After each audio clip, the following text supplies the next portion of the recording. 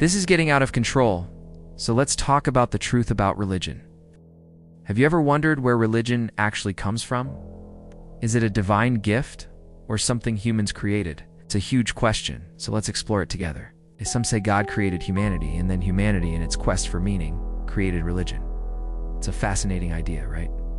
That we built these complex systems to understand our place in the universe? So why did our ancestors feel the need to create religion in the first place? Imagine life thousands of years ago. The world was a chaotic and often terrifying place. Storms, diseases, the cycle of life and death, it was all a mystery. Religion offered explanations. It provided a sense of order in a world that seemed to have none. It wasn't just about explaining the weather, though. Religion also created a moral framework, a set of rules for how to live together. Think of it as the original social contract. It helped form communities, giving people a shared identity and purpose, which was crucial for survival and cooperation. It gave them hope in the face of hardship and a sense of comfort, knowing they weren't alone. Just how far back does this go?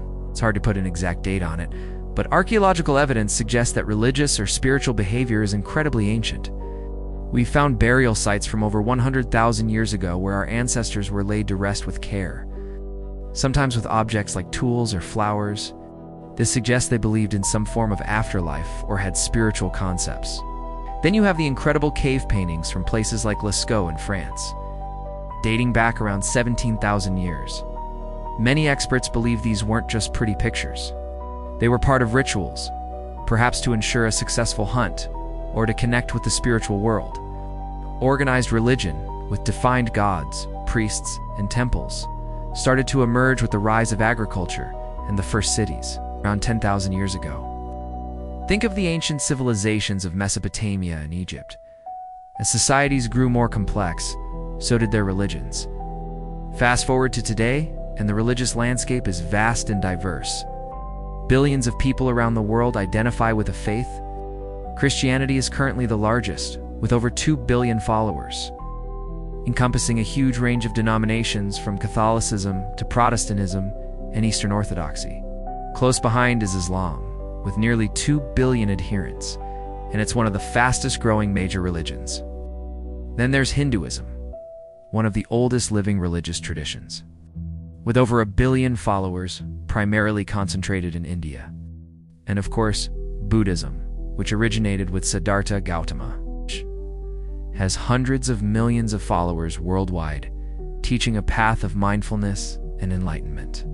These are just the big four, but there are countless other faiths. From Judaism and Sikhism to Baha'i and local indigenous beliefs, each with its own rich history and culture. It's a testament to humanity's enduring search for meaning. Now, we have to be honest and acknowledge that religion has a dark side.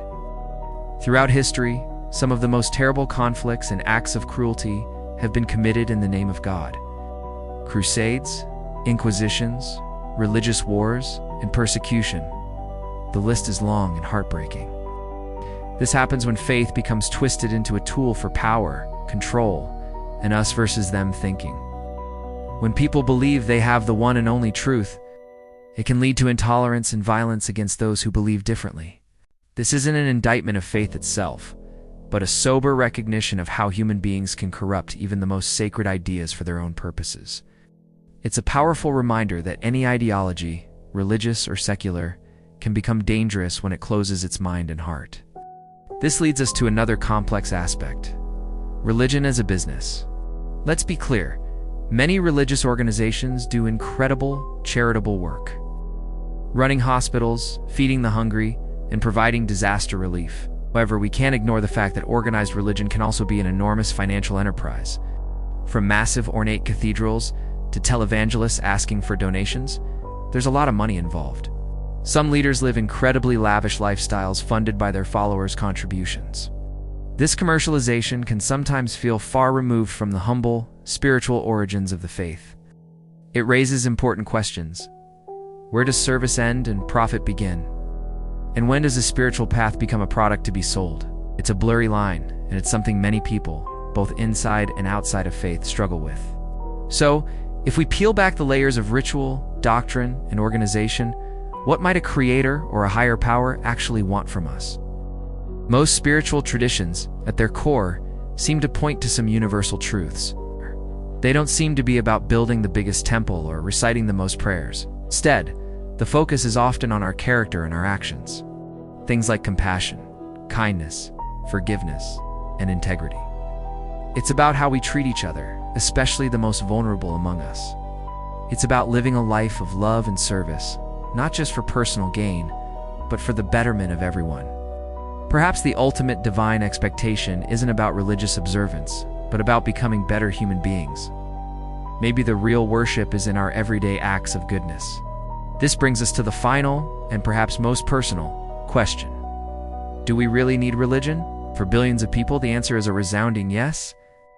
It provides community, moral guidance, profound comfort, and a deep sense of purpose that they can't imagine living without. It answers life's biggest questions and offers hope for what lies beyond. But for many others, the answer is no. They find their morality, community, and purpose in secular humanism, in philosophy, in nature, or in their connections with other people. They live meaningful, ethical lives without believing in a higher power. There isn't a single right answer for everyone. Human need for meaning, connection, and morality is universal. But the paths we take to fulfill those needs are incredibly diverse. Whether you find your truth in a sacred text or in the wonders of the cosmos, the important thing is to live a life that is authentic, compassionate, and meaningful to you. Thank you so much for joining me on this deep dive. It's a huge topic, and we've only scratched the surface. What are your thoughts? Let me know in the comments below. And if you enjoyed this video and want to explore more big questions with me, please hit that like button and subscribe to the channel. It really helps, and I'd love to have you as part of our community. See you in the next one.